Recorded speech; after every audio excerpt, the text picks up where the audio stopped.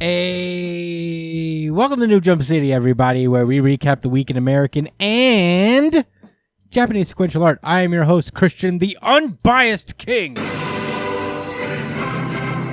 Espinal. And also joining me, it is the man, the myth, the legend. It is Joshua. Gangsta time, go! It's called partner, but it should be called gangsta time. Let's fucking go. We're a little off schedule. Your boys took a little break, but you know we had to get back to it. Hell yeah. I just poured myself some coffee. Do some cream in there. Do a little bit of whipped cream on Tizop. I'm ready to go, man. Oh, man. I'm excited. I feel the energy coming off of you, bro. Let's fucking get it. Also is the disembodied voice of my brother, our Edgelord producer, Big News, Brian.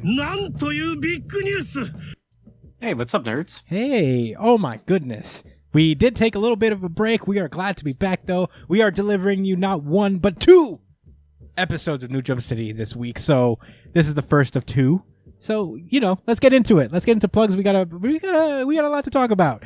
You can find me at the Chris Aspinall on Twitter and Instagram. Joshua Cole, where can they find you? At JD Cole_37. That's on Instagram. And you can find me on Twitter at NYChillin. That's with an EN at the end. Yeah. Not ING. Is there like an underscore as well? I don't remember. No. You know what? I gotta write this shit down. That's very. You know what? I'm not on it that much, man, but I'm trying to be a little bit better with it. Yeah. So might as well start mentioning it now. Get into the. You know. Hey, social media is hard, man. I mainly use Twitter for the art. Wow. I follow a lot of art channels. Well, while you're at it, why don't you tell us where we can find you on Twitter then, Brian? You can find me at b.esp on both Instagram and Twitter. And if you ever want to catch me whenever I decide to stream, you could find me at twitch.tv/itspunchline. All right. You can follow the show itself at New Jump City on Twitter and Instagram. Follow us on Twitter, especially because we do a really good chapter of the week poll every week. This week's is not up yet. It will be by the end of this episode. So I promise it'll be there before the next episode. So follow us on Twitter and cast your vote for your favorite chapter of the week. So by Thursday, we'll be able to read it live. Let's go. Yeah. All right. If you have any comments, suggestions, anything you guys want to talk to us about, you can email us at newjumpcitypod@gmail.com. Subscribe to us on iTunes, Spotify, Google Podcast, Amazon Music, wherever you listen to podcasts. We are likely on there, so get on it. Stitcher. Stitcher, we're on that. The audio version usually goes up first, so if you can't wait to get on it, to listen to the show, subscribe to us on audio, or if you like the video versions that we do every week, you can subscribe to us on YouTube, share the videos, all that stuff. There will be some content dump. I was on a bit of a vacation this week, so I'm a little bit behind on my uploads, but the full version of the podcast is always uploaded first, so get on there. And I guess that's it. Without further ado, let's get into the show. I'm going to bring us in with an audio drop of some kind.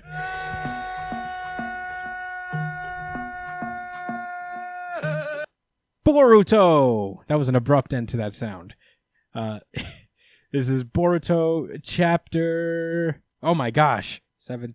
New Generation. Yeah, Boruto, Naruto, New Generations. Let's get it. Oh, Next Generations. Excuse me. Yeah, come on, man. Get your shit together. Yeah, I'll fucking dare you. How dare you?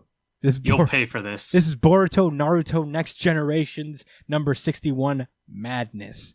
We got a picture of Amato just up here smoking a cigarette.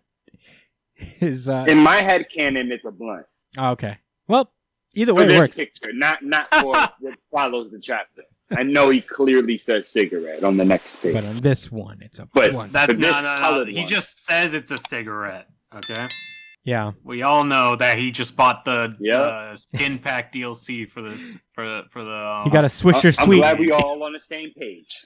I'm glad. So we start off this chapter with Boruto, I guess Ino's child, Shikadai, and Iwaki. Why am I fucking up names? What's his name? Iwaki? Why am I fucking up his name? What's his name?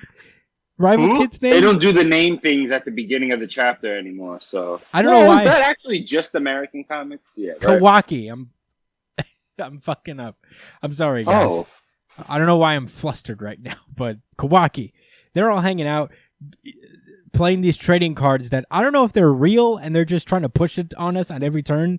These fucking trading cards. But yeah, Boruto opens his and he gets Shino, and then he does what Kishimoto does with his back characters and tosses them away in anger. Just upset that he got Shino. Shino was cool. I don't know what Boruto's talking about. But they look around and they see the one of the ninja that are keeping guard over Kawaki just hanging out in the background. They're all just like, I wish these guys would leave us alone. But apparently they're part of the sensory core of Ino's family runs, and they're basically tailing Kawaki, and if they get a sense out of, I guess, Code's energy, they'll be able to alert Naruto and Shikamaru and whoever needs to be alerted so they can get right back on their way. So, yeah. In any case, we cut to Sasuke with the sensory ninja, and they're keeping watch over these claw marks that Code has left on the ground. And the sensory ninja that's with them is like, don't get too close. And Sasuke's like, I'm not afraid of this shit. I'm not a bitch. So he walks up to the claw, and he basically looks around and is like, claw. the claw. And Sasuke is basically like, he's not going to come out of here. And they're like, how do you know? It's like, because I wouldn't do that shit. Because I'm Sasuke, bitch. First of all, you don't even have names. You're not even characters. Why are you questioning? You're barely... Excuse me? Like, you know... Wait, why is this NPC ass motherfucker talking to me right now? You're not real. Why did Kishimoto feel the need to give you guys dialogue? That's the real mystery here. That's what honestly, that out. Is a little disrespectful. Like, you'd expect that from like a henchman, like a whack ass henchman. You don't expect that from a village hidden in the leaf person, you know? Yeah. To be like, he just so happened to find. Right, like I'm convinced that he was there for that reason specifically, and just so happened to find the BDSM leather belt straps. Yeah. So Sasuke flies off because he's like, do what Shikamaru told you to do, and I'm gonna go do Sasuke things. So he floats off, I guess. Meanwhile, Amato meets up with Shikamaru on the outside. Shikamaru's smoking a cigarette, and so Amato takes out a cigarette of his own, and Shikamaru's like, you can't smoke that up here. And I'm like, Shikamaru, you're such a prankster. He's such a petty bitch. He really is, like, you can't smoke up here. So basically, Shikamaru tells us, like, I can't help but think that this is all going to part of your plan of some sort. And Amato's like, me? No, stop it. No, I would never hurt you guys. I would never hurt you guys. But, yeah, they're just, like, still talking about how, like, Code's veneration of Otsutsuki as a god is like, man, he's like a fanatic, isn't he? Isn't that, considering he hasn't shown up so long, is it possible that he's gotten depressed and decided not to attack us at all? And Amato's like, don't be silly. He's coming. He's coming. Oh, he's coming. We cut to Naruto's house where, I mean, in this, I guess, pre-technology village, they have a flat screen television and Boruto's playing a Game Boy Advance. So they're all just vibing, doing the thing. Hinata's watching TV and crying at a soap opera because she was not a fearsome ninja at any point in time, it looks like. None. Not at all. What do you mean? Okay, come on now. You could enjoy a soap opera and still be a fearsome ninja. I know, but it just doesn't happen to be the case for him. Just look at Kakashi and Jiraiya. They were obsessed with literal fucking porn books. But we also seen them scrap. Yeah. Okay, Hinata grabbed before. Come on now. I've seen her lose twice. Yeah, she's gotten the lights. That's all I feel like that's all I remember. The last time we saw Hinata do anything, she got bitch slapped by Pain. 700 chapters ago. But that's Pain. All right, Brian. What, you want her to be the main character and beat Yeah. everybody? That would be cool. No, I just want her to beat someone. Anyone. Just one person. Just win a singular I person. want to just see her fight again. Yeah. I mean, I missed the She might Hyuga. scrap. Remember how cool the Hyugas were? They were just like, everybody was scared of the Hyugas, and now they're just kind of like, Well, Neji lost to Naruto, and that was it. and then, yeah, after that, It all went downhill. the clan never really, That's true. The Hyuga clan started to fall apart They at the never seams. recovered. they never did. It is. They're like, actually- all right, I guess since we lost, we should stop being hard on our kids, huh? Neji, you lost to who? The orphan boy? All right, boys, time to hang it up. Put your ass out. The boy lives on his own. He eats nothing but ramen. He's got to have sodium in his blood out the fucking ass. And you lost to him? It's kind of wild. So they're just chilling. Kawaki comes down and is like, I'm taking out the trash. And Boruto notices something off. He's like, I guess he's like, Kawaki never takes out the trash. What's going on here? Or does anything helpful. Yeah. Something's weird. I gotta stop playing Pokemon Ruby and figure out what's going on here. The sensory ninja is watching Kawaki from above, and he's like monitoring all his movements, reporting back. Kawaki just jumps over. He drops the magazines that he was gonna recycle, and then jumps over the fence without the sensory ninja knowing what happened. He has replaced himself with a shadow clone, it looks like. And the shadow clone goes back in. Boruto realizes that something's wrong. He follows him up. And Kawaki, the real Kawaki, is still outside. He bounces.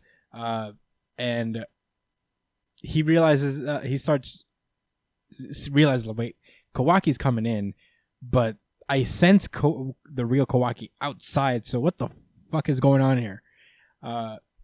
And he realizes too late. Because he bursts in and he looks up at the sensory ninja, realizing that he has not figured out that Kawaki has left. It's kind of wild. He then remembers what Ino's kid said about erasing chakra signatures, and he's like, well, damn, how'd he do that? As Kawaki just... Shit. Damn. Fuck! Meanwhile, at the villain hideout, what's this girl's name? Damn it, she's so new. I don't remember any names today. Just call her Girl That Knows Everything. The girl that knows everything. No, it's very unprofessional. That is very professional. You're right. Especially when we have a lovely producer that can find out. Yes. Real lovely quick. Can I just gotta say, whenever we cut to these motherfuckers, I could not care in the fucking slightest. You don't care about I them? just do not. You I just love don't. Code. Stop playing. I just don't care about these villains Brian. at all. I just want them to show up, get their ass beat, and move on. No. You know Code's going to be a They- good guy later. I doubt it. You know I Code's going to be doubt a it. good guy later. I know it. Oh, no. Girl who knows But everything. Boruto. it's with an E. It starts with an E. Whatever. Anyway, she realizes that Kawaki's on the move, and she tells Code to go after him. Code emerges out of fun, I guess, BDSM leather belt that he's hidden on a tree. He also can put his mouth on one of these things and have it talk for him on the other side. Pretty wild. Yeah. Damn. That's kind of impressive. Ada. Not gonna lie. Her name is Ada. Ada. I knew it started with an E.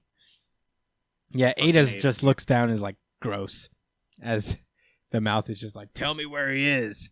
So Boruto bursts into the room where the shadow clone is just vibing, chilling. Is like, I know you're a fucking shadow clone. So Kawaki's clone basically is like, keep it down. It'll be trouble if they find out. Rings against you. God, don't make it hot. Yeah. damn, Boruto. And Boruto starts to wonder, is like, how come I can tell where the real you is? And meanwhile, Kawaki on the outside realizes that Boruto found out about the shadow clone. So he's like, damn it, it's because his Otsutsuki powers allow him to sense things. There's a whole ear popping out of the BDSM belt where Ada is, and as she's telling him where Kawaki's going. Basically, he's like, Kawaki's heading due west. I wonder why. And Code's like, whatever it is, I'll just ask him directly. And that's where the chapter ends. So, battle's about to ensue. Yeah. Kawaki's going to get... I don't know what Kawaki thinks he's about to do. I guess he wasn't that strong before. What do you mean? Kawaki's about it, dude. I'm not saying he's not gully. Don't get me wrong. I think he's definitely about that life. I'm just saying he ain't got much working for him at the moment. I think he can still do that fun claw thing that he does, you know? Yeah, I don't know what... The D-Gray Man He hand. said that he has a plan about something. I don't think his intention is to meet up with Code and confront him. I think that's not part of the plan at all. With that, you know what I'm saying, to be fair? Yeah. I think he's just trying to test the theory about the security. I think he's trying to prove to that blonde kid tomorrow that, listen, your whole clan that's doing security, it's fucking sus, bro. Your security is sus. I said it. And they couldn't even tell that I was... Now what? Now what? Now what? Funny guy. Doing all this. Man. Doing all this to be petty? At that one kid? Yeah, I think so. It's funny. That's what I Yeah, I don't know. I my guess is that he's trying to draw a Code out, so I guess they could take care of him then. But I don't know. I have no idea. Interesting. Oh, that is pretty slick. I'm sure that Sasuke is going to show up. Yeah, he's probably just they're like kind of setting up Sasuke to be in this fight, which I'm a little nervous about because Sasuke and Naruto's powers are dropping like flies, and yeah, Kishimoto's in the middle of nerfing. Sasuke died. Oh, go ahead. No, Kishimoto's in the middle of nerfing them heavily, so... Yeah, I was going to say Sasuke died when he lost his Rinnegan, essentially. Yeah, that was I don't think he died, because Sasuke's still pretty fucking strong, even without the Rinnegan. I mean... Yeah, not to these Otsutsuki people who are just on, I guess, a completely different level than everybody else in this series. Their jutsu wouldn't work on them. So, like... Oh, Code doesn't have karma, though, right? He doesn't. You know what? You're right. Maybe against Code, Sasuke will fare a little better. But Code is it can fight. He's taken out scrubs so far, but still. Yeah. I don't know. I think Code's pretty strong. I don't know what's gonna happen. Wait, you mean that Base Guard 1 and Base Guard 2 aren't the strongest characters in the series? Listen, Base Guard Sama is not to be disrespected, okay? Not under this roof. Dude, stop sleeping on Base Guard 1, especially Base Guard 1. He's the man. But I don't know. That's all I gotta say about Boruto. It was a good chapter. That's cool. I thought it was interesting. It's just a setup to what's coming next, obviously.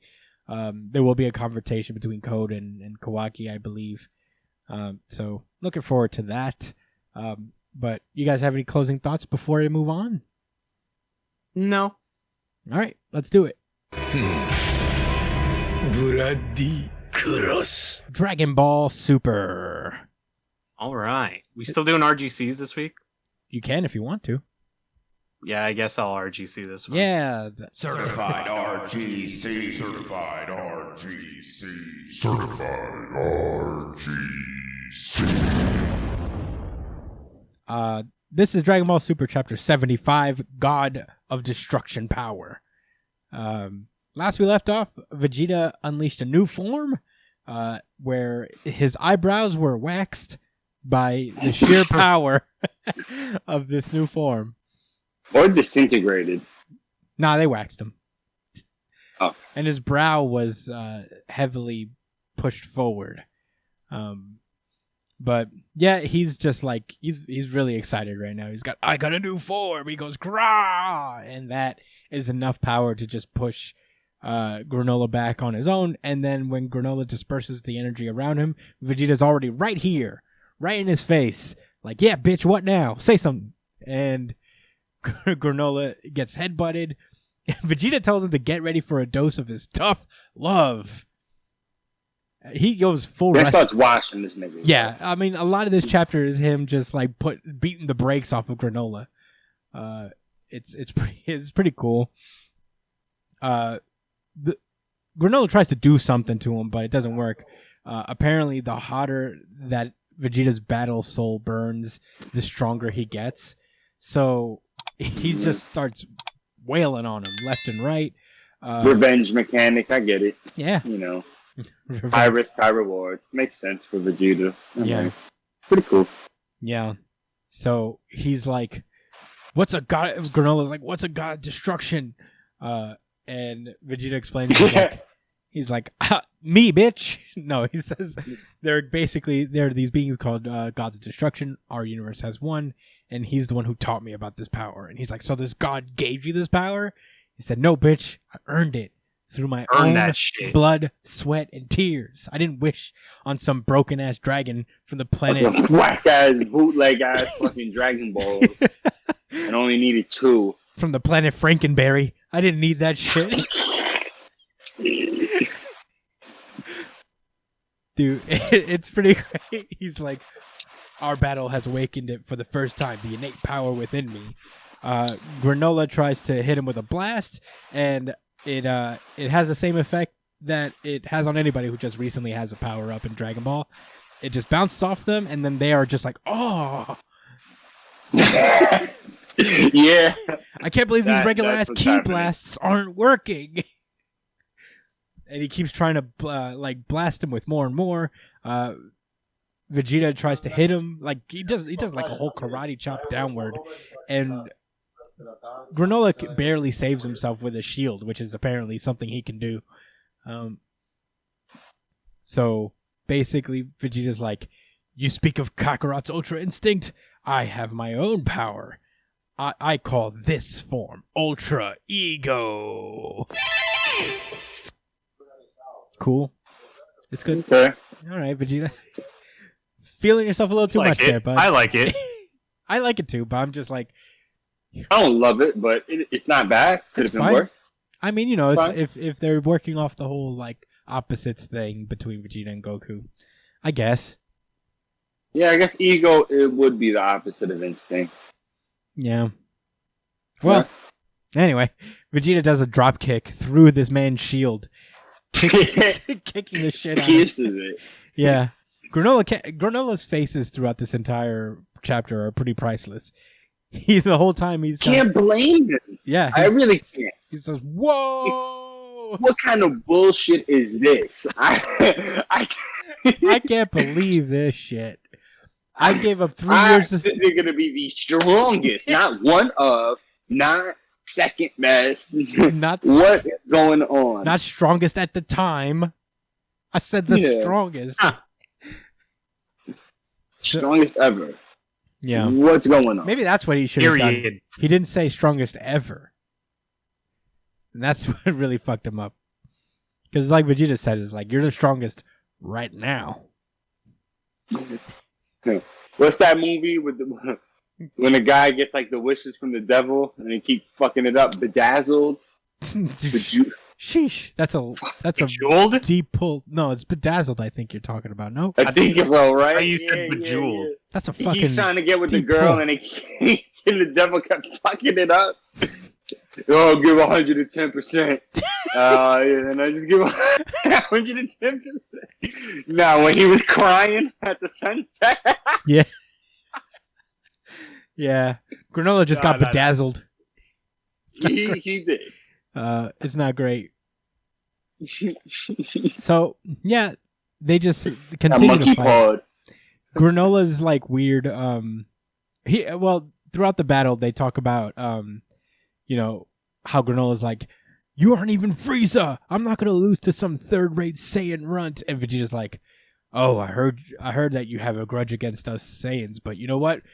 Frieza did us dirty too. He destroyed our entire planet. So, fuck that guy." And Granola is like, "Is that true?" And I guess Oatmeal in his like weird speaker thing is like, "Yo, that's crazy. That's not what we heard." So Yeah, like damn, son. Yo, Sasha told us something different, bro. I don't believe you. yo, you playing right now? Stop. The girls down in the salon, they told me something different. They said that you work for Frieza. Bro, he has like this cloth grappling hook thing that like I'm not saying it's not cool, but like when you can fly and halt your momentum and shift it at any point, I don't see the viability. It's not a grappling hook. It's his scarf. Did you not see that? But the point of use, the cloth grappling hook thing. Yeah. But I'm just saying, why would he need to use something like that? Because he's the strongest. Josh, you don't understand what it takes to be the strongest. Sometimes maybe it's a sealing cloth. Maybe he can seal jutsus and demons and stuff in there. Yeah. Anyway, he takes it and totally flips wrecking this old this archaeological site. Yeah. Oatmeal keeps trying to tell him, is just like, yo, it looks like the Saiyans are not the bad guys we thought they were. And Granola's not trying to hear it at all. He just like rips his weird thing off and then throws it into the forest. He's like, now that I'm the strongest, I don't need your shit anymore.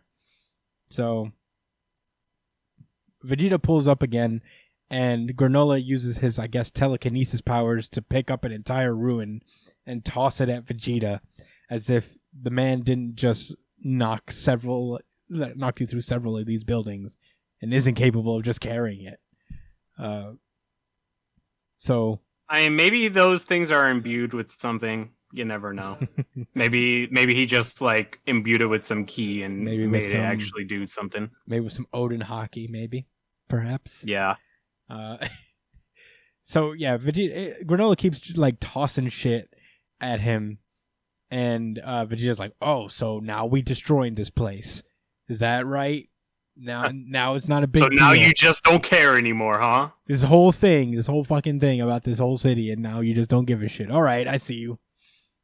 I guess Oatmeal like summons the ship over to him and picks up the little communicator device. I don't know if Oatmeal is the thing or if he's the ship's AI or something. He's the Namekian dude, right? No.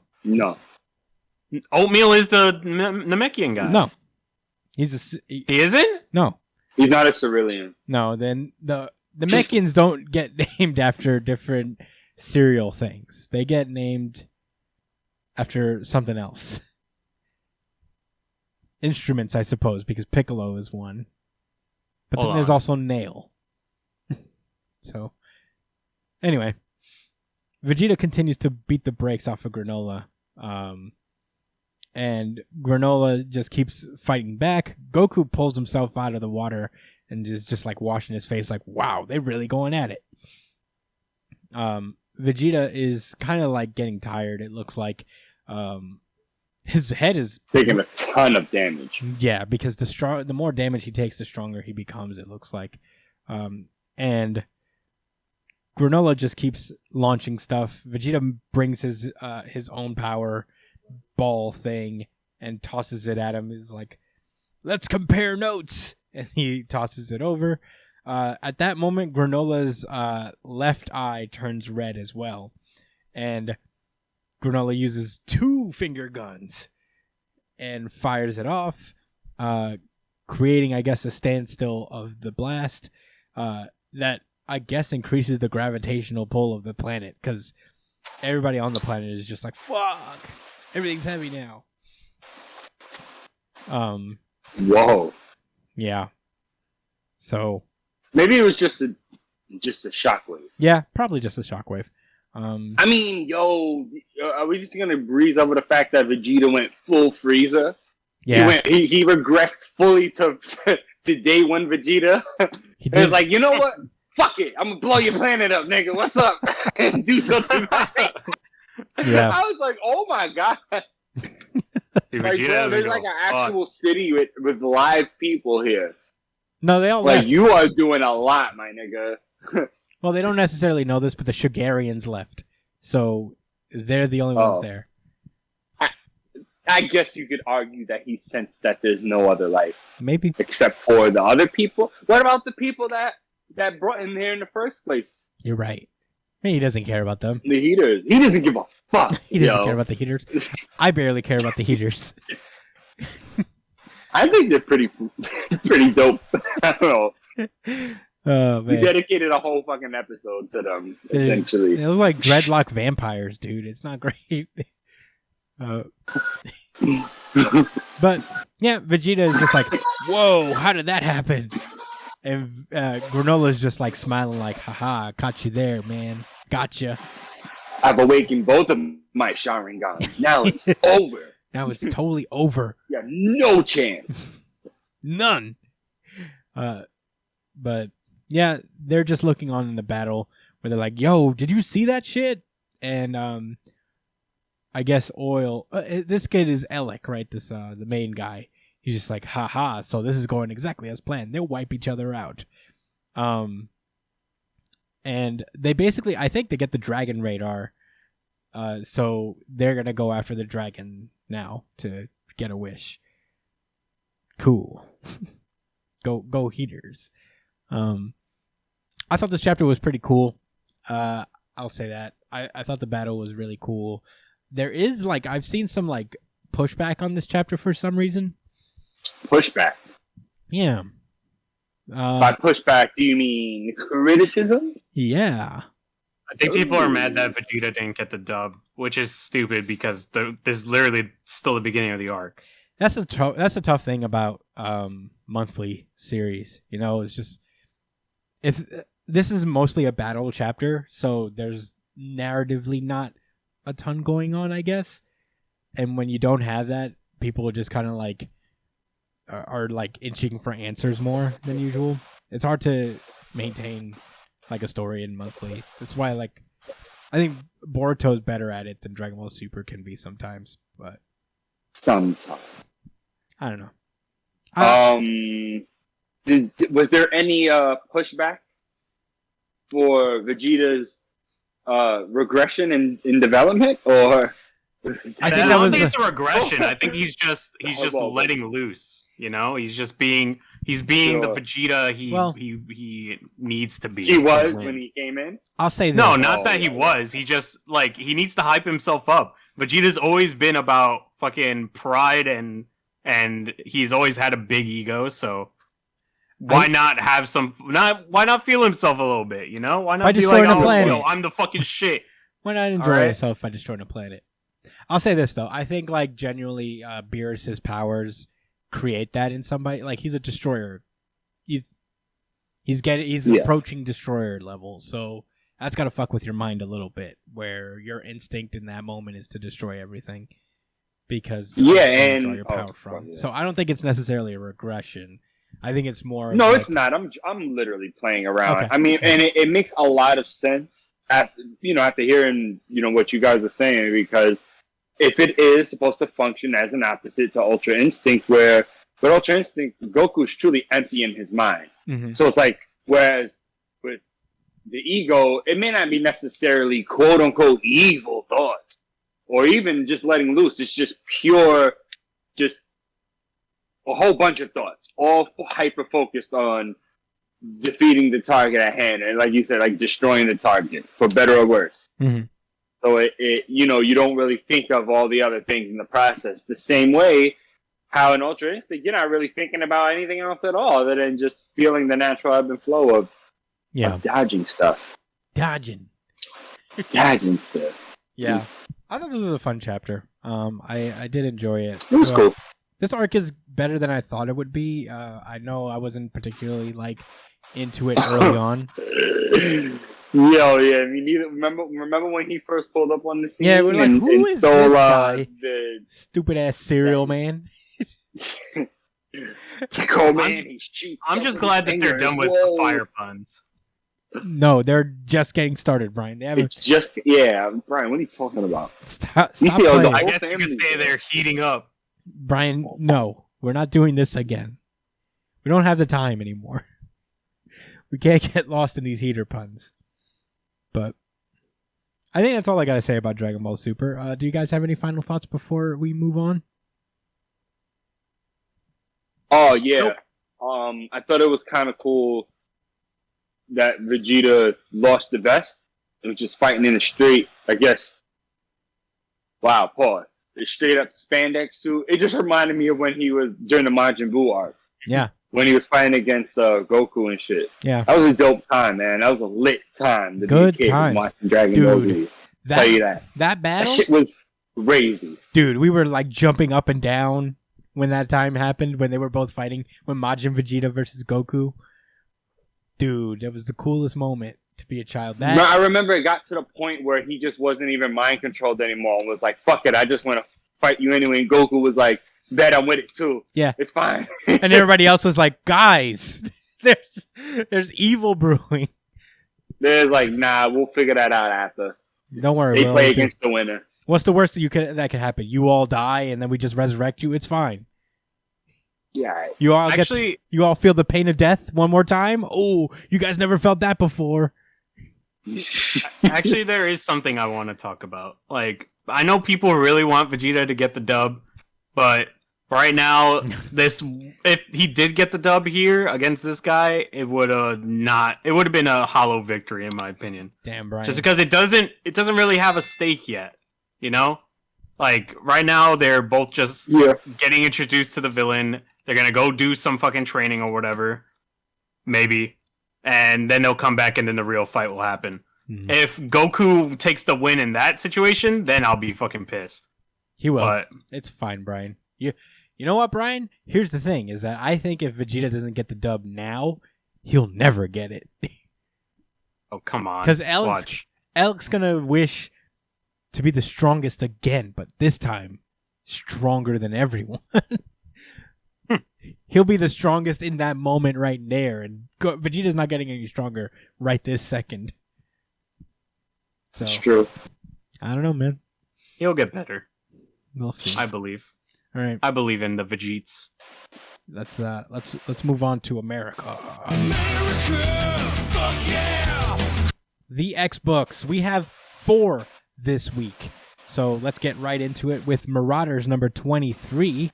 I like this cover page a lot. I don't know why. I think it's Yeah, I pretty do dope. too. I think Have it's- you ever heard of Tempo before? She was one of the people that was up to be an X-Men that in the voting thing, along with the Bone Lady. I like her costume. She's got a cute costume. Yeah. Yeah. Full gold bodysuit. Yeah. No ridges, nothing. Just very smooth. Yeah, very dramatic. Just everybody else is wearing something somewhat kind of regular, and she's just like, nah, I came out here all gold everything.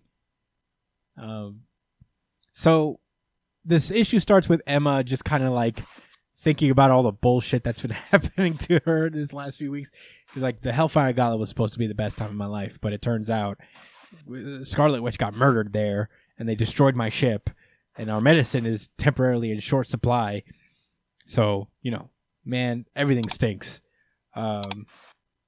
Meanwhile, I guess back in Muty Town, I guess, Banshee is fighting up against one of the Beauty Verendi. Town? Yeah, that's what they call, what's that place? The Madripoor. Madripoor? I think this is That section of Madripoor.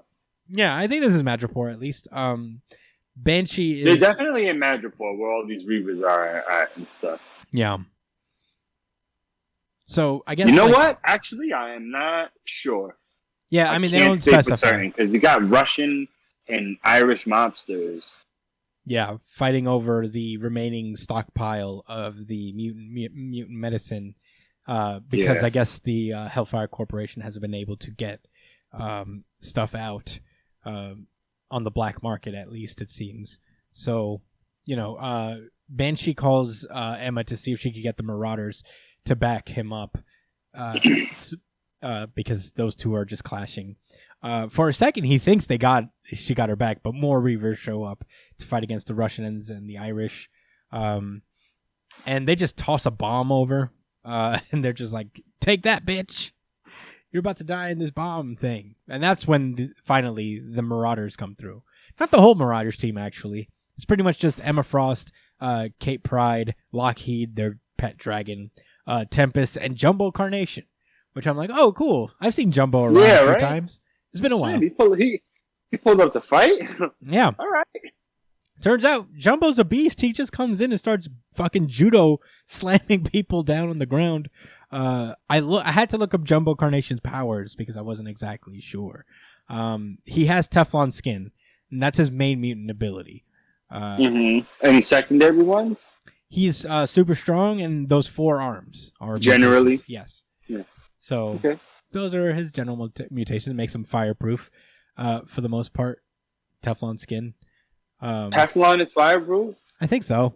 I don't know. Brian, can you look up what Teflon's like? What is Teflon like? I know it's good for like bullets. That help, they make like vests out of like, bulletproof vests out of Teflon. Teflon? No, that's Kevlar. Yeah, you're thinking of Kevlar vests. But I don't know if that's a different thing. Then why is you're talking about real life Teflon? Yes, Brian, real life Teflon. It's used to coat a variety of products because it's like it creates a non-stick thing. I guess you could put it on like pans and shit. Oh, that's funny. I was trying to remember where I seen Teflon before. Yeah, Teflon is the stuff that makes non-stick pans non-stick.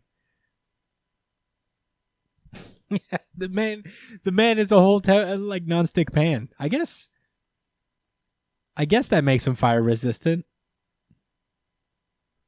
Oh yeah, for the pan, so they don't burn. Yeah. Oh, so things don't get stuck on them. All right. Okay. Hey. Okay. So, okay. All right. Well, there you go. All right. Josh was like computing ways to go in on Jumbo Carnation. Bulletproof vest. Not Teflon. All right. No. But yeah. Basically, while Jumbo Carnation is fucking everyone up left and right, Emma uses her powers to psychically control all of the citizens away from the fight area. Mobsters. Are they mobsters? Yeah, they're in the suburbs right now. Oh, yeah. I mean, these people shown are definitely mobsters with the face tats and. No, yeah, I'm talking about like Emma directing people away, like civilians. It looks like. Yeah, it's well, whatever. That's neither here nor there. Probably mobsters. Oh, yes. You're right. Civilians over here. Yeah. Never mind. What else? I don't know why I nitpicked that part. Yeah. Meanwhile, Tempo is or Tempest. I don't remember. She's Tempo. She's dealing with the bomb. There's 3 seconds left, so she's able to make the bomb go a minute a second. Like for every second is a minute pass by instead of 3 seconds is 3 minutes. That's very helpful. Yeah, pretty cool. At that point, after they get everyone evacuated, Kate comes back, makes her what was it called? Intangible, I guess, and the bomb explodes in front of them, but they're okay because of Kate's powers. And I guess Banshee goes off and gives chase to the Reavers to find I guess beat them up some more. Emma Frost basically turns to both gangs, is like, look, I know things are hard right now. We don't have the drugs that we need right now. We'll make you guys right. Just give us a little bit of time, and don't fuck shit up anymore, please. There's a little bit of a B story right after that with the Cuckoos helping Wilhelmina, right? Wilhelmina, one of the Verendi kids, deal with her abusive father. So basically they pull up to his room in the middle of the night and basically tell him, like, we implanted into the minds the knowledge that you sexually assaulted your own daughter, and now everyone knows around you. So, have fun with that. At some point, the Cuckoos leave, but it looks like Wilhelmina's dad falls out of the window, whether he jumps out or more likely Wilhelmina pushed him out. is anybody's guess. It's not necessarily clear, but either way, the man dead. Yeah. Anyway. Yeah. Is Wilhelmina a mutant, by the way? She's not. Is that... Okay. So basically, Wilhelmina decides after this whole ordeal to just like go her own way. Cade Kilgrave is at her door like, I'm not letting you leave. You have too much money tied up in my shitty little business. And she basically has to kick Cade in the fucking nuts. My shitty little business. Yeah, she just lit up his life right there.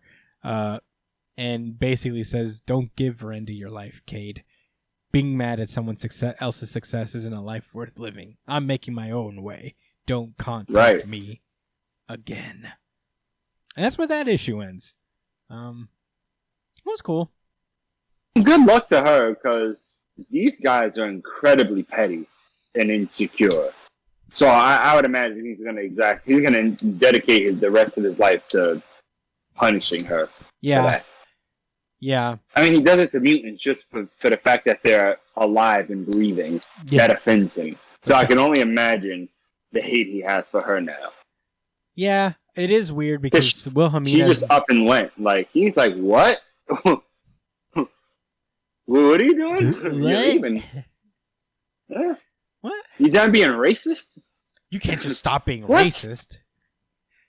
That is funny, though. I was thinking about that. Is like, I understand they were like giving Wilhelmina a little bit of a not redemption, but I guess a reason for her to be as awful as she was. But I don't know. It's like a weird retcon thing where Wilhelmina was just as bad as everyone else in the Verendi kids circle. You know, But now she understands why she acted that way. yeah. And you know, She discovered the root cause of her behavior, and with the help of the Cuckoo sisters, literally uprooted that shit. yeah, they Threw it out the window. for sure. I mean, you know, if Now anybody she's beginning to heal. yeah, she's got to heal. I'm okay with it. Why not? I like this issue fine. Marauders is good. It's a consistently like good series. I enjoy it all the same. We have after Marauders, I believe it was Way of X, number 5 of 5. This is the last issue of Way of X. Not canceled. This was always a miniseries. So we are getting into it. The final issue of Way of X. Over the course of this series, Nightcrawler and the son of Xavier Legion have been trying to re-examine what the laws of Krakoa are, or what they mean, or what they should mean, what value they should have, and impact they should have on mutants that live on Krakoa. You know, make more mutants, kill no man, respect the sacred land. So this issue focuses on the third law, which is respect the sacred land. Basically, last we left off on this issue, Legion has been trying to find out where Onslaught is, the former amalgamation of Magneto and Xavier. He has already started to take control of mutants across Krakoa, and he was about to take control of Xavier when Legion decided to just pull the pin and kill everyone, so that Onslaught would not get through.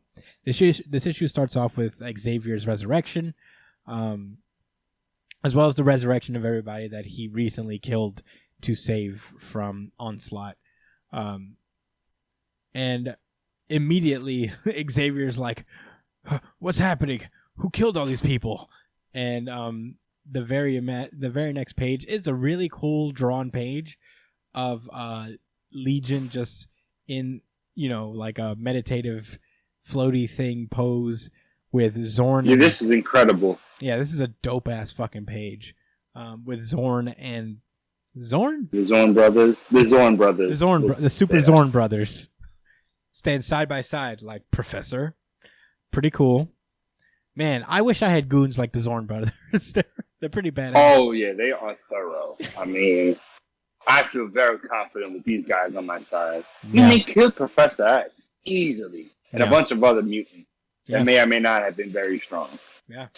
Just like that, you know. Yeah. Pretty badass. So they're basically like, yeah, hey, Xavier, don't touch him.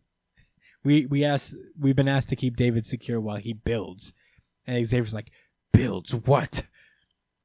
And Xavier goes pretty full fuck you in this moment. He's got an attitude, and he's got an attitude in 3/4 up in here, just like. Yo, if it wasn't clear that Professor X is definitely not the nice guy from the Fox movies, this is it. Yeah. This completely showed you. Yo, like this has been. I was so shocked at first to see him act in such a way and not being this overly kind guy, but like that was just the movies we seen. Professor X has always been like this, yo. You know, he's just been a little bit more fatherly and mentorish to the young kids, you know, but he fucked a lot of them over, man. Like, yeah, he's a piece of work. He's got his issues. Anyway. Yeah, it really is kind of jarring to see it, because even this current version of Xavier, although he's shady as hell, he's got this kind of like sagely presence to him where he's just kind of vibing and he's kind of like wise father. He's like seen it all, but this is where he really loses his cool when it comes to Legion. He's so fucking scared of him, and so bummed out by what he's created. It's kind of it is like off-putting to see. Meanwhile, I think you're muted, Josh. I don't know if you were trying to say something. Yeah, I did that on purpose, but no, I was just agreeing that it definitely is off-putting, but I guess. In what was off-putting in a negative way is now kind of in a positive way, if that makes any sense. Mm-hmm. I think it's true to his character, and we're seeing like the crack. You know what I'm saying? We're seeing chinks in that armor, so to speak. Yeah. And David, his son, is one of those vulnerabilities that gets him like that. That puts him, that makes him act that way. That makes him insecure. Agreed. This whole time while Xavier's just like cursing him out basically, and basically asking him not to live anymore, Legion is trying to talk to Nightcrawler, just trying to like, speak to him, but Nightcrawler's a little preoccupied with the whole Lost and Cortez situation. They're trying to kill each other. One, because Cortez has killed or was involved with killing Lost's family, and Cortez trying to kill her because he's a piece of garbage, and would rather die than apologize. This page is weird, but it's kind of funny. Cortez is thrown up because part of Lost's abilities, her gravitational abilities, it kind of puts everyone off kilter. So if you're not used to it, you're just immediately sick. So as Cortez is slashing her, he's just like vomiting. He's like, oh, sorry. I thought you were gearing up to say them. But in any case, Nightcrawler's just trying to mediate between them, because the whole reason that he even brought Cortez over was to try to make amends with Lost, but that's not going so great. We then cut to this little excerpt. Josh sent this to me like before I even read this issue. The excerpt of the Book of the Spark, which is what the little redacted little box was in terms of what the book was. The Book of blank. It's the Book of the Spark, as we learn later. And it's basically examining the third law, respect the sacred land, where Nightcrawler seems to is like questioning what is sacredness, what is land, what is truly respect. A bad law is merely a rule, so a good law has to have the flexibility to accommodate the human heart, which is a great line. And yeah, profound as well. Mm-hmm. It's one of those things that you can easily read and kind of let it go over your head if you just take it at face value. Mm-hmm. But like I was speaking to, I guess, you about like earlier in the week, it's so important to have that understanding, because when you're raised a certain way and you're raised around a certain group of understanding, a certain paradigm, it's real easy to not question things and say, well, yeah, things are the way they are because this is the way they are. This is the law, and we had to learn. We had to all come to that understanding at some point in our life that, these rules we make are imperfect by nature, by default, because we create them. And we can't allow ourselves to be constrained by said laws, especially when they're getting in the way of people being happy and successful, and just living a fulfilled life. He says, a bad law is merely a rule. A good law has the flexibility to accommodate the human heart. I've said before a few times on this podcast that I do not believe in any moral truths or lies. I believe that, the only things we find are true, there's either empirical evidence for, or we all come to an understanding. There's nothing out there that says killing is wrong. You feel that killing is wrong, and you know that you don't want to get killed for something. So you don't do it to somebody else. You don't take that away. I'm really sad that this is a miniseries. Yeah. Well, in theory, it's going to pick up again later, but we'll get into that at some point. Meanwhile, back to the main story. Xavier is just going off still. It feels like he's just been going off for 5 unstopped minutes of just hating his kid. And hating himself too. Yeah. Honestly. I mean, if we're being straight up, that's what it truly is, in my opinion. Mm-hmm. And David even points out that he read Xavier's mind and realized that he would, if I were to die here, that Xavier would object to his resurrection. Yeesh. And at the very least, he would push back the resurrection very far in the queue. Yeah, it's not great. So it's not looking good for your boy if he dies. Yeah. After all this shit, Nightcrawler just grabs Lost and Cortez in anger, teleports them to the tippy top of the atmosphere on Mars, and just lets them drop. So, now they're 10 kilometers away from death, and Nightcrawler's just trying to force them to get along. So basically he's like, Lost has the ability to save you, Cortez, so be sorry. And then Cortez is like, aha, Shirajua, I could turn off her power so she could die too. And basically Nightcrawler brings up the conflict of one rabid monster so embittered that he would rather die and kill than ask for forgiveness, and one victim so in the full blush of her fresh start, so full of hate that she could never dream of saving her tormentor. It's kind of an impasse. But Nightcrawler obviously takes more issue with Cortez because he's the bigger piece of shit by a mile. By a mile. So, he has to extend that branch first. Yeah.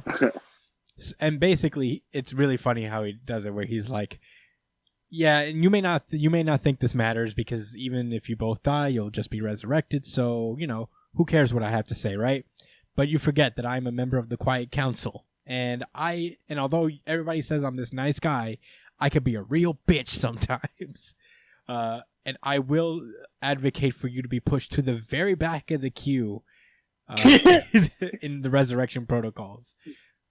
So he just said, and I will judge you. Yeah. It's like, oh, that's lit. It's pretty cool. I love that. Well, he breaks down even more. He's like, you are a mutant. When we say respect the sacred land, only a fool would think we would refer to some dreary piece of dirt. We are the sacred land. When you diminish other mutants, when you harm them without consent in body or mind, you are breaking the law. And I will judge you. Yeah, my bad. I skipped ahead a little bit. It's cool. Very epic. Very epic. I'm going to also skip ahead again and say VGI. Oh. I'm telling you, this series really VGI touches my heart. Mm-hmm. And it wasn't easy because there's another heavy hitter lurking in the background. Oh yeah, we do have a heavy ass hitter this time. Tom, as I called it in the chat. Tom. TOM. Yeah. Well, in any case, anyways, at that moment, Cortez actually starts to open up and start to apologize, but and Nightcrawler's like, "That's good. What about you, Lost?" Yeah, he's like, "Oh, okay, Lost." Lost. Like, do you have anything to say about that? Like, a very epic version of Mari, where he's just trying to build up their differences. And it's at that moment Onslaught decides to strike, and he says, "No more heartfelt thingies. Fuck that! You goddamn behold snowflakes. The power of the 90s. Hate each other. Don't understand." Yeah. Cortez and Lost just start to attack each other. Then Sword starts to pick up on the fact that the largest moon in Mars is starting to just like pull down because of Lost's abilities after Cortez supercharges her too much. And everybody starts to haul ass off of Mars because there's a big ass comet coming down. Xavier straight up abandons Legion. Yo, he said, well, He says, "I'm sorry, my boy, but sorry, not sorry."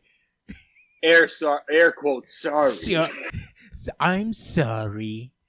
Sorry. Sorry. I'm sorry. Well, isn't that convenient? Unfortunate. Yeah, so wow. I'm going to get out of here. I hope you figure it out, Legion. Is that a whole ass moon coming down to kill my son? I mean, kill Mars? He cries. He's crying because he's hype right now. He's like, yes. He cannot withhold the excitement. Yes. Yes, I don't have to do it with my own hands. They Yeah. won't call me a murderer. Yeah, it's funny because like this is when Legion says that like he said he was thinking about how he'll oppose my resurrection if I die here. What a dick. So after all this is happening, Nightcrawler is like, yeah, damn it, and then he turns over to Cortez and says, "Hey, supercharge me so I can do my cool heroic thing." And Cortez supercharges Nightcrawler, and at that moment, he starts to see, just visions of the past of what he's been through so far. I see how we win. I see how we flourish. The path, the way. But he won't remember it, so he leaves a message with Fabian. And he says that, and he tells Fabian that like when he gets resurrected, just to tell him immediately. He won't need to remember everything. He just needs to remember one thing, and Nightcrawler will be able to put the rest together. As the supercharged Nightcrawler pulls up to this giant moon and starts teleporting it, I guess, backward. And he says to tell him the spark, and that should be the ultimate clue to put things back together. So basically, that is what you must tell me when I walk through death, the unseen spark in all things. And Nightcrawler passes away after saving the entirety of Mars. But it doesn't last very long because Nightcrawler is resurrected, and they remind him about what happened, how he sacrificed himself, and he's like, "Wait, where's Fabian Cortez?" And Xavier's like, "This is where things get a little complicated." And it turns out Fabian Cortez basically had his brain switched off somehow. It was pretty crazy. And the simplest That's solution... definitely Onslaught. Oh, yeah. I didn't think about it before, but yeah. He was like, negative. You are not sharing that goodwill. No. Understanding. No. No. That's very 90s cash money. You're not stopping the 90s tonight. The 90s are back in full force as Nightcrawler walks over to Krakoa, and we see visages of onslaught over everyone, where we learn that this will be continued in X-Men The Onslaught Revelation. Dun dun dun! So that was Way of X. Bro,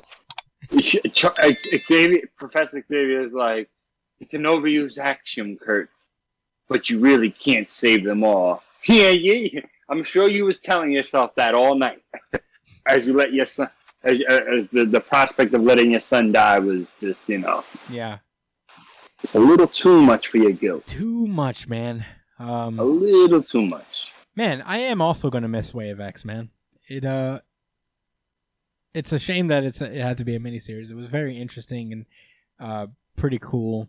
A good look at like philosophy behind the current run of X-Men books, and I'm glad that to a degree it's not over. With this Onslaught Revelation, I feel like it's going to be kind of like an offshoot, just like Trial of Magneto is. Where it's an event that spins off of a certain series. So I mean, the Onslaught is way too cool to like. And I'm not being sarcastic. Way too. He's way too cool and prevalent. You know what I'm saying? Yeah. To keep it in one sub-series. And how they had to make an event of this. Agreed. I mean, even people that don't read the comics know about Onslaught from Marvel vs. Capcom. Hell yeah. Or is it X-Men vs. Street Fighter? I forget. One of them. One of them had the blue guy, and the other had Onslaught. I don't know which one. I think it was X-Men vs. Street Fighter. Yeah. That had Onslaught. So anyways. Well, that was great. I recommend Way of X. It's only 5 issues. It's very, very good 5 issues. Let's move on to, I guess, the best X book of the bunch, undisputably. X-Corp number 4. Wow. Okay. So, last we left off with X-Corp, the X-Corp was trying to get into the internet business by creating the ionospheric bandwidth generator. That is the coolest thing about this series. Sorry. Yeah. But. So, cool. But we had a bit of a setback because humans sabotaged the ionospheric bandwidth generator, and the launch of it failed in front of everyone, embarrassing X-Corp. However, Mastermind, currently using his abilities of illusion, made it look like the ionospheric bandwidth generator perfectly worked, and everybody's like, whoa, this shit is crazy! I guess in the meantime, Monet got injected with something, but I thought in the last issue she got zoomed off, like she jumped through a ceiling or something, but I guess not, because she's just down, like, I've been stabbed with some kind of thing. And that's when this mutant, what's her face? I don't know her at all. She just pulls up. One of the people on the team. Yeah, one of the people on the team just comes in and totally owns this St. John lady. So, that's all right. Yeah, they basically, man, I gotta be honest. I'm not, I can't. Already? This is literally I'm tapping out, this man. This is what you told me. You said you got 5 pages in. It was just like, I could not give a shit. I can't. I will not waste my time any further. Okay, wait. I'm gonna try. All right, I gotta give it a fair shake, like I did everything. So basically, it doesn't work. It doesn't work out. The ionospheric bandwidth generator is kaput. It's over. They got it working thanks to Mastermind stalling for time with his illusion. They got it working, but none the wiser to everybody else. It's working, but they still have like the lasting memory of its failure. So I guess what happens is they all take a vote to just buy the opposing company. Everybody signs off on it, but Angel for some reason. And when it's almost unanimously decided, it's revealed that this Celine lady basically already did it. So even if they voted against the motion, they already did it. So I guess they own the corporation they were competing against directly. Cool. Angel's so pissed that he takes Monet into a back room and argue fights with her for a while, because I guess you can't have all dialogue in this issue. You got to have a meaningless fight that doesn't really add anything. It doesn't really make sense. It feels like they're just going to a danger room and start fucking each other up for some reason. They go to his office, which is also a danger room because he set it up that way. Yeah. Right. Whatever. And they're fighting, but they're also literally fighting. So, and they're also using their alter egos to fight each other, I guess. I don't know, man. Meanwhile, while they're distracted, the evil other corporations break into the lab where the medicine is being manufactured, and they shoot Jamie Madrox, and that's where the issue ends. All right. Look, I haven't been this not invested in a book in a long time. I'll be honest. I mean, it's not like insultingly bad. It's just so fucking boring, I guess. Like, I'm not invested in this, and the corporate espionage that is happening is disappointingly not entertaining. I feel like it's like reaching, like it's reaching for the flavor that it wants to be, but it hasn't really earned that cool factor that it's trying to give off so badly. I don't know what the inner workings of this fucking corporation even is. They just kind of like thrust us into all these moves they're making, but we don't know the reason behind them, or we know the reason behind them. They're trying to like become tech. They're trying to get their hands in every like corporate sector, I guess, but it's just not interesting.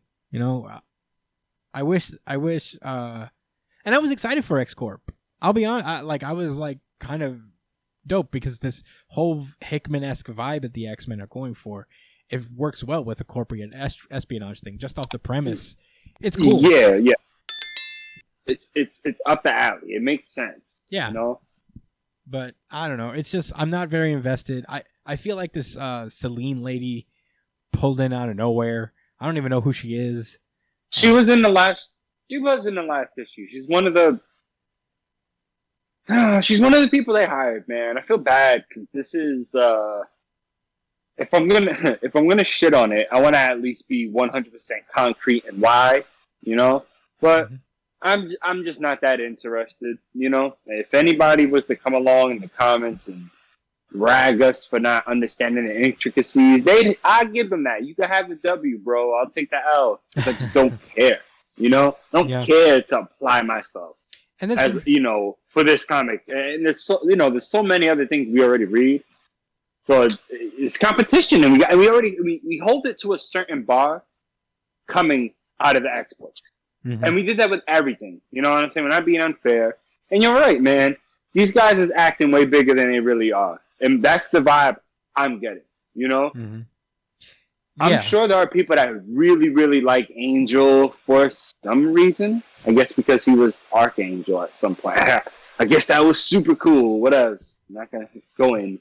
Monet, I guess, is a lovable character too. A lot of people like her. But I don't care for them. I don't care for anybody else they've shown so far.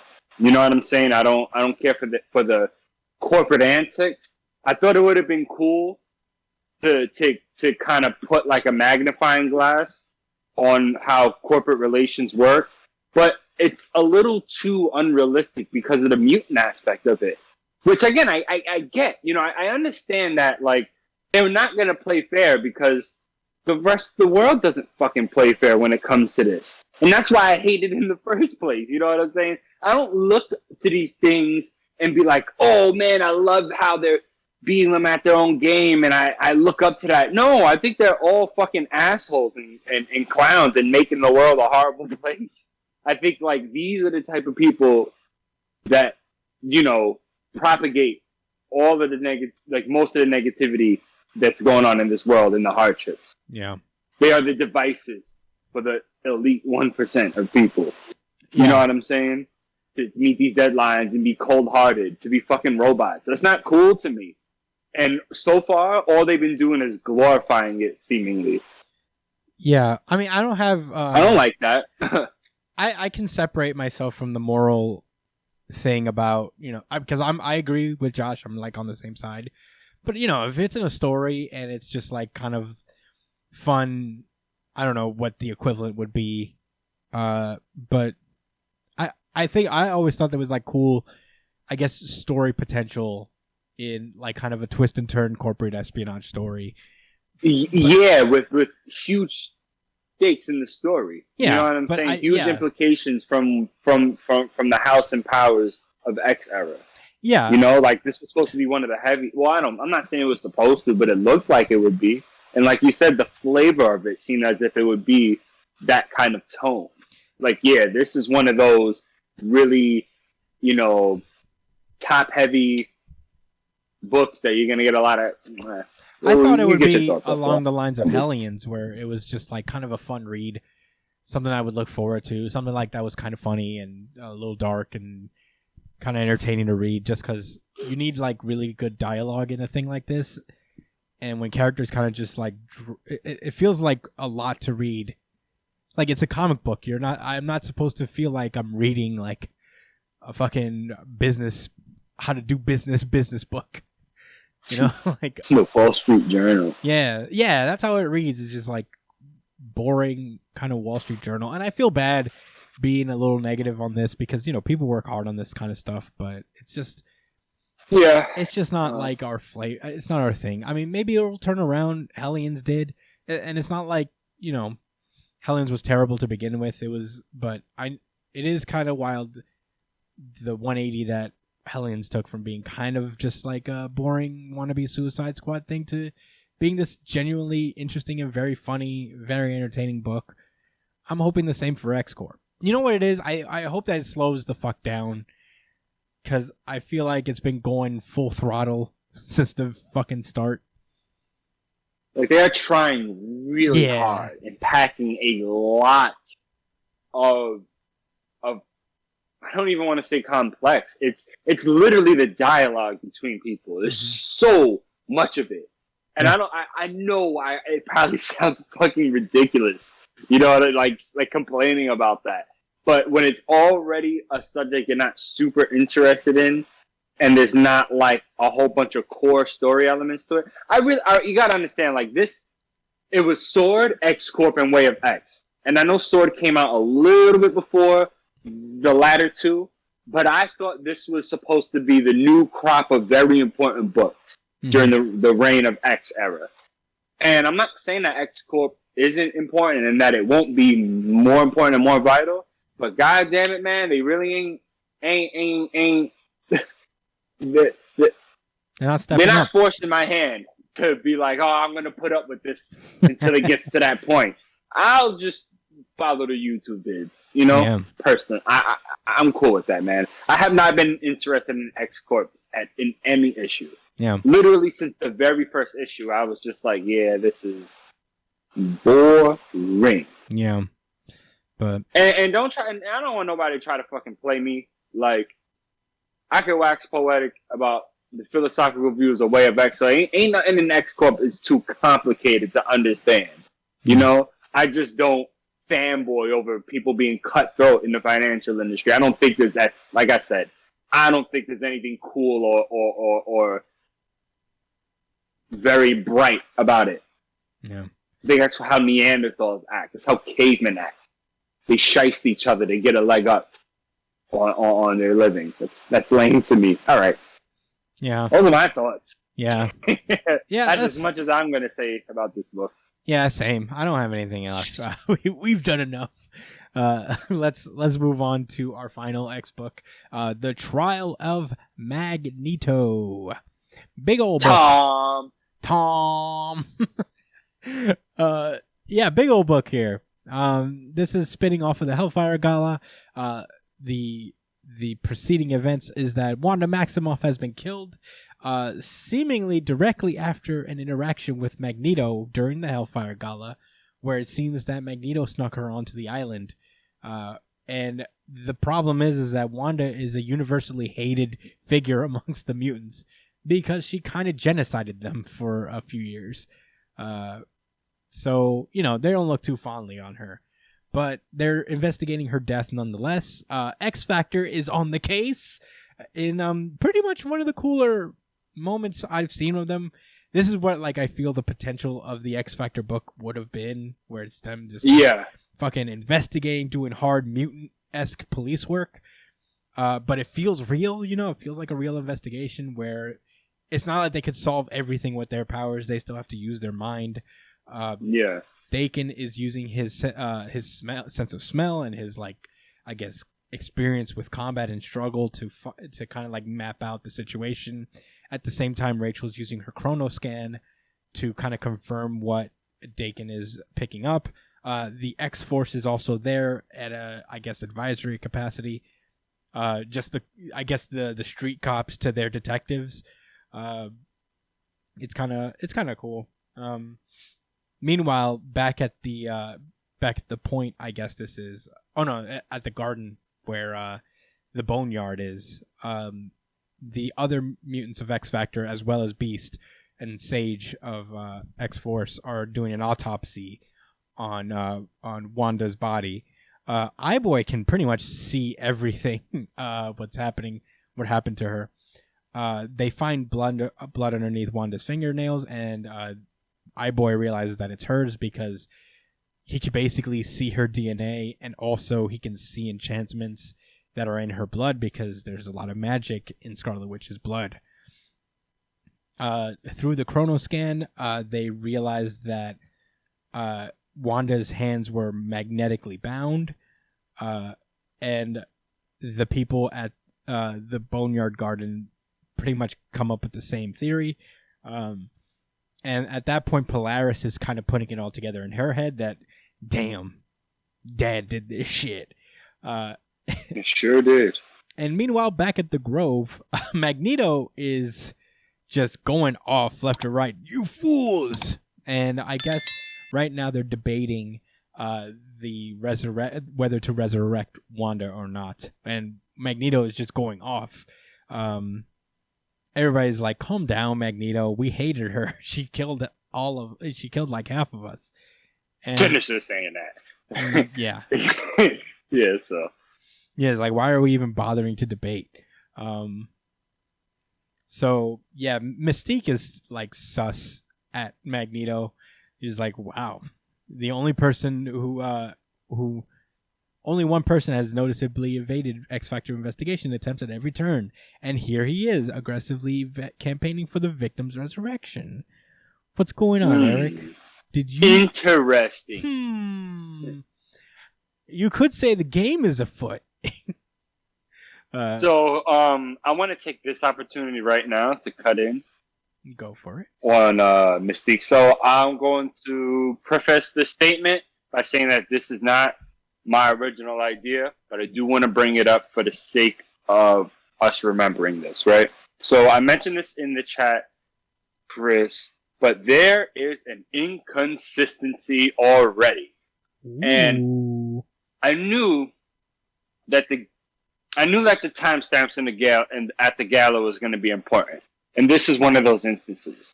So, in the page where they're breaking down the autopsy, and they're also it's like the 2-page spread where Wanda's laying there. Yeah. The black kid with the glasses, Prodigy, the technopath. What's his name? Prodigy. He states. No, it's actually not him that states it.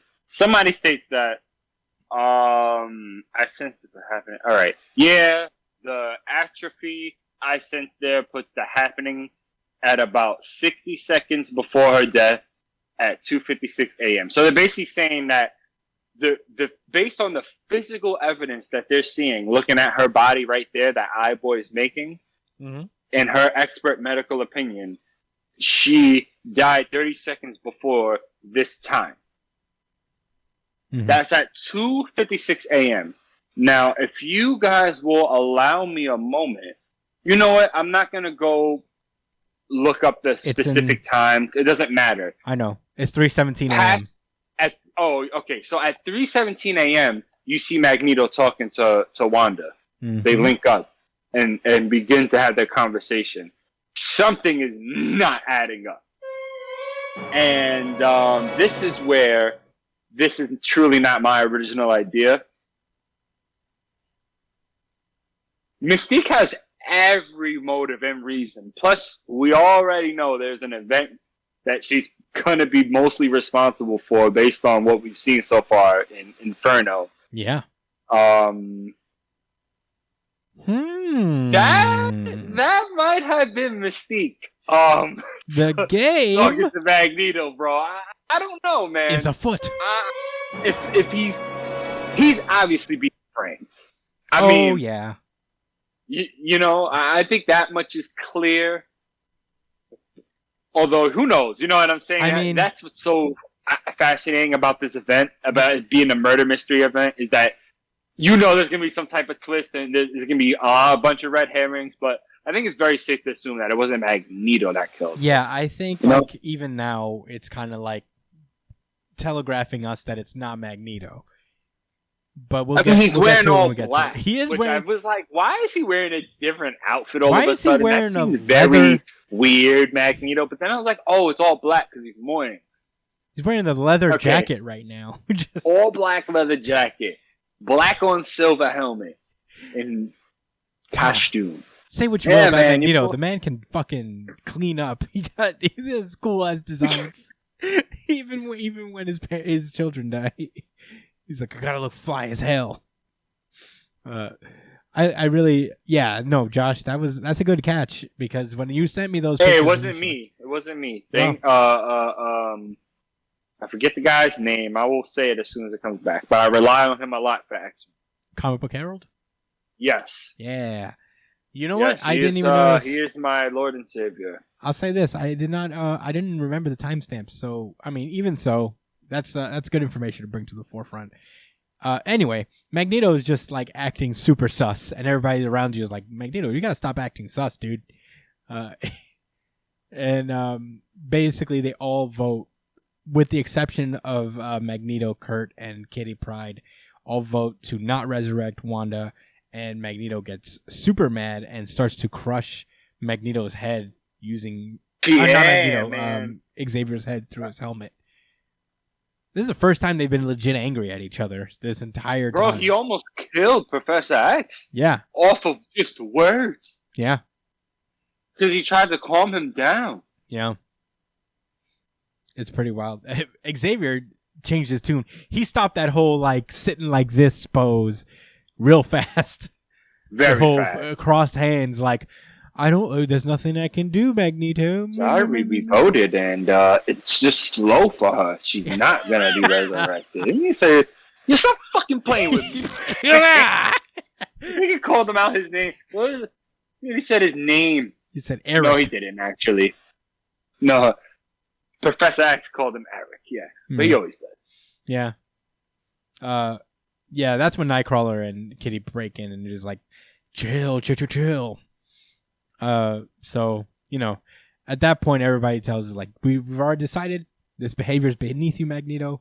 You're not the most powerful man in the room anymore. We got mad Omega mutants here. Don't try to start shit. And Magneto's like, man, fuck you guys. I'm out of here. I'm going home.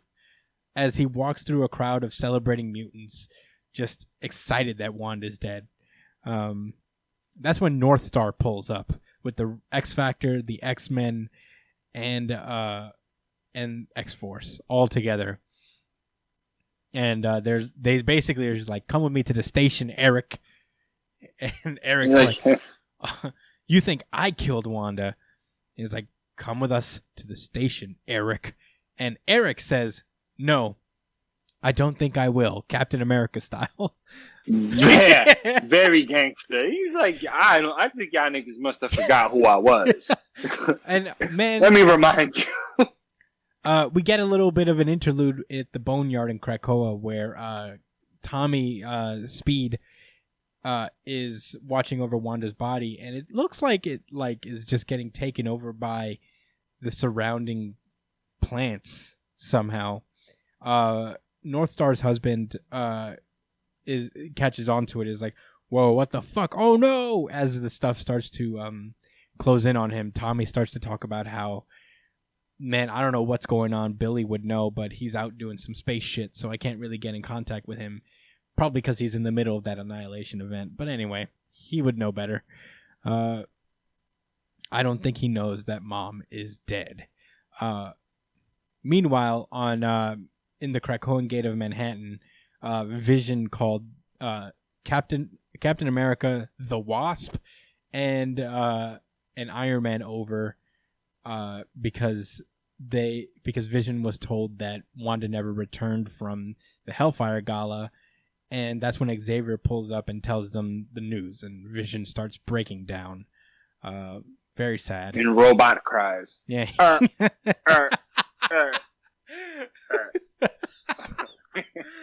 don't know how does a robot cry, right?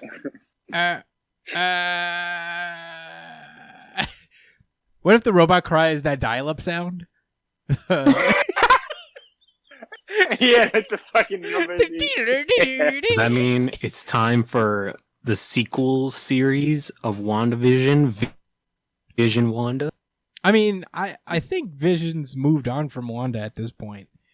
Because For he has sure. He has a whole ass story, But- but this still sucks. In any case, we cut back to the meat of the action here, where pretty much every X-Men is going up against Magneto.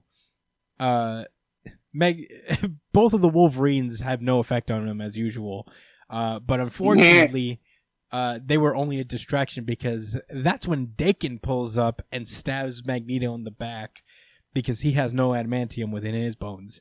So he's like, "Yeah, got you now, bitch." But Magneto's like, "I don't require metal inside of you in order to make you suffer. The metallic ore in Krakoa soil was enough for that," and it just impales Dakin from his back, basically. It's just like gross spikes. He plunges metal from the Krakoan ore into the back of Dakin. Pretty cool. Sync tries to take Magneto's powers and use them against him, but he's Magneto. There's nobody better at this shit than him. But He's like, stop it. You have been stopped. And that's when Polaris comes in and he's like, "You know what? I'm the genuine article, man. I came from the man himself." So they do a cool metal Dragon Ball Z thing where they clash metals, but It's kind of lit. yeah. But unfortunately, Polaris gets hit with some metal shrapnel, bring her down a little bit. And as the battle is about to proceed, Eric just disappears out of nowhere. And the next time we see him, he's just getting the shit rocked out of him by his son, Quicksilver. Or I guess his son. I don't know the status really anymore. But he pulls up, grabs Magneto, I guess, at super speed, and just starts beating the fuck out of him. Before he can kill Eric once and for all, that's when Northstar comes in and tries to calm him down because Quicksilver nearly kills him in grief, just pure distraught. He's like, "I knew." Yo, who's faster, Quicksilver or Northstar? I would like to think Northstar is probably faster, but I have no reference on that. If anybody in the comments can answer, that would be great because I don't know. I think the way it will work is that Quicksilver probably can reach a higher speed, but Northstar is unbound. Yeah. You know? So he has better mobility, much better mobility than Quicksilver, although Quicksilver may have the edge in speed. I would hope so, since that's his whole thing. Brian, can you look up what Northstar's thing is exactly? Because I think it goes beyond just kind of super speed in the way that we see it in Quicksilver and, say, the Flash and stuff. But can you look up Northstar's power in terms of his speed, I guess, to find out exactly what his power is? But Checking it out right now. Cool. In any case, he basically backs him up, and Quicksilver just kind of breaks down. He's just like, "I knew." It says he has photokinesis, which means, I guess it's something about light. Maybe that's what makes him fast, is that he's about light. Damn. Yeah, like that's why his name is Northstar. All right. Damn, that's pretty legit. That's like Kizaru.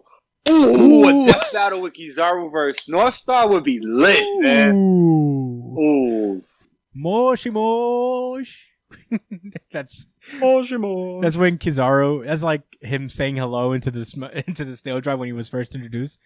It's like Moshi Mosh.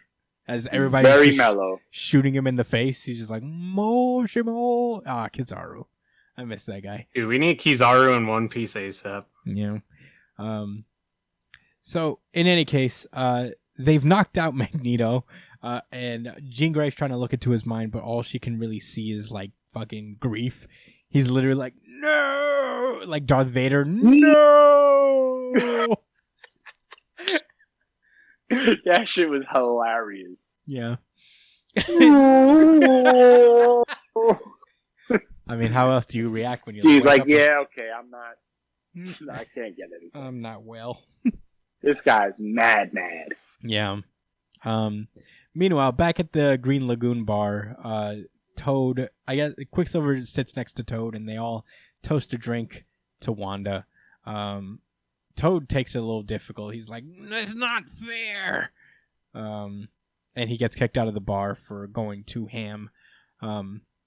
Meanwhile, we see Wanda kind of just in this ethereal plane. There's like scarlet red all over her chest as this cloaked figure, Moon Knight. No,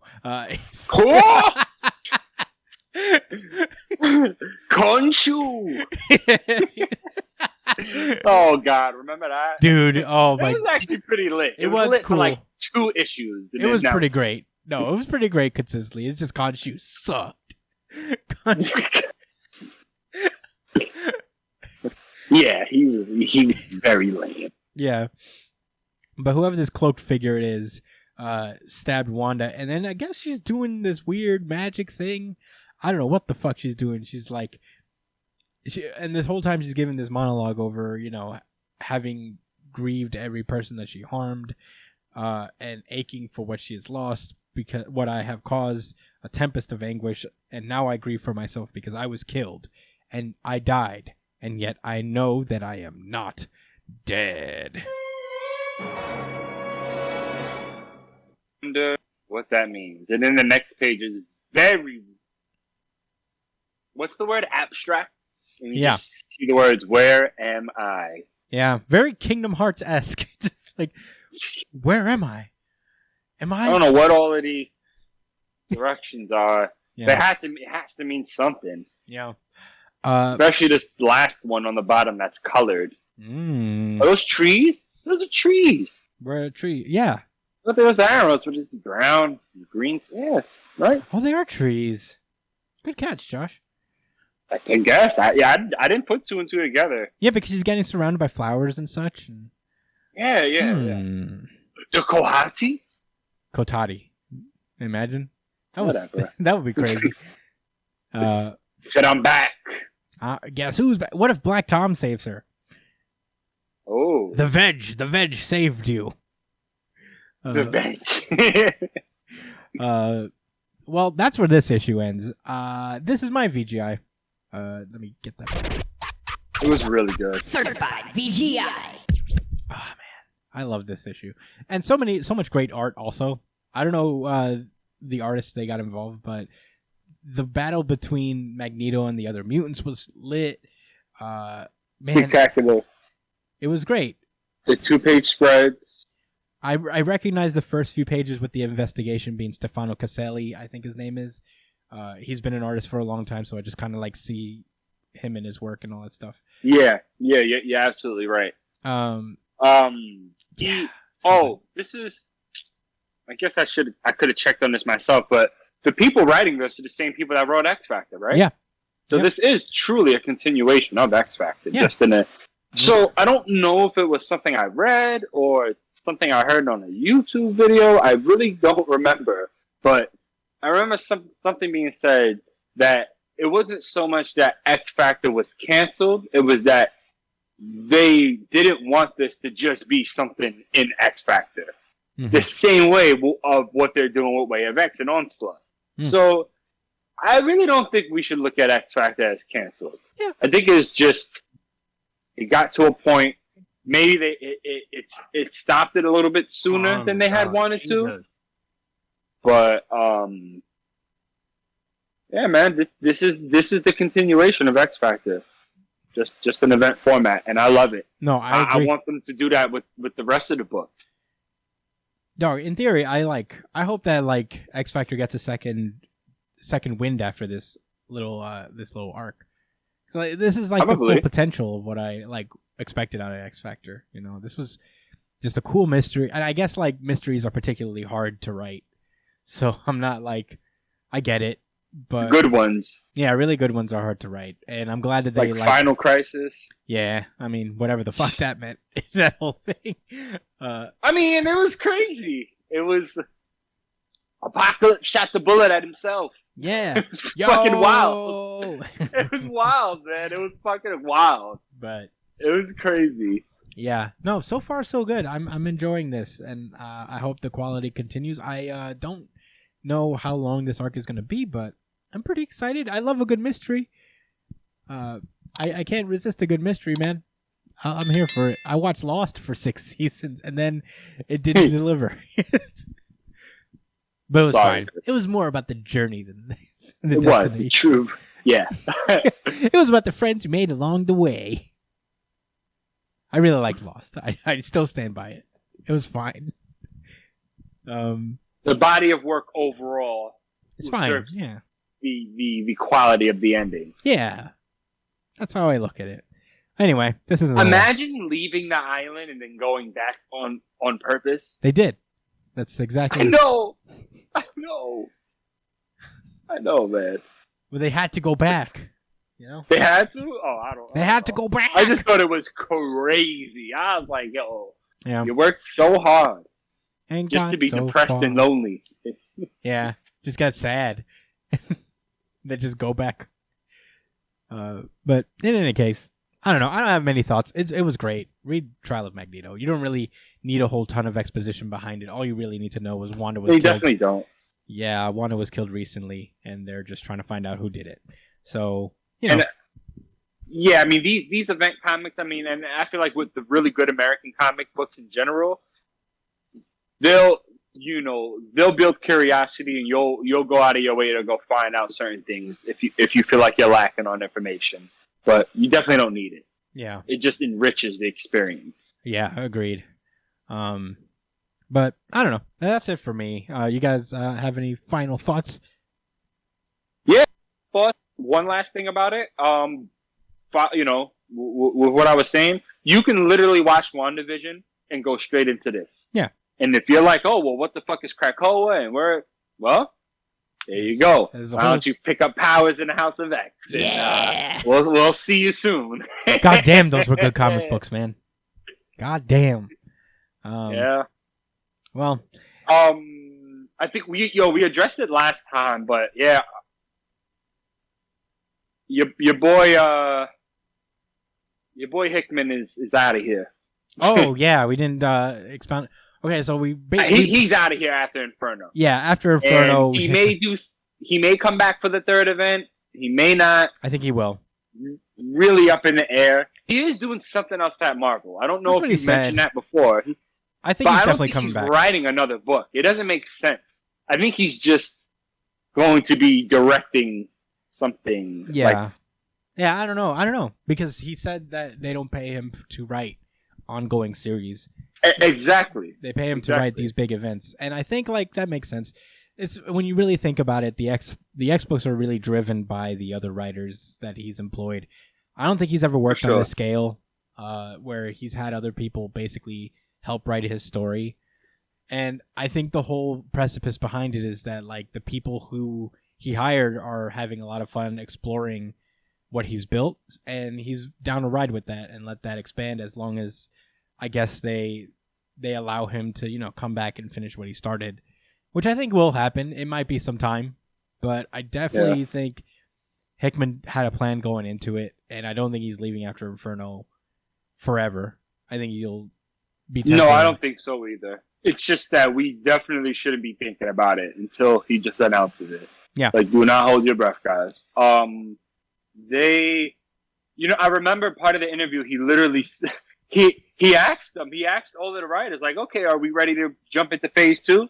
And they're just like, nah, we're not. And apparently, these comics are just all selling so well, which I'm sure is purely due to the momentum started in Powers and House of X, and the fact that it's a very clear, linear reading order and path. You know, you if you miss out on the book, you really feel like you're missing out on a part of the overall narrative. Even if it's a small part, created that. Huh? Yeah, even if it's a small part, every book lends itself to the other. In some, and there's no reason for them to stop in their mind. They're like, yeah, financially speaking, and career-wise, we have no point to rush ahead.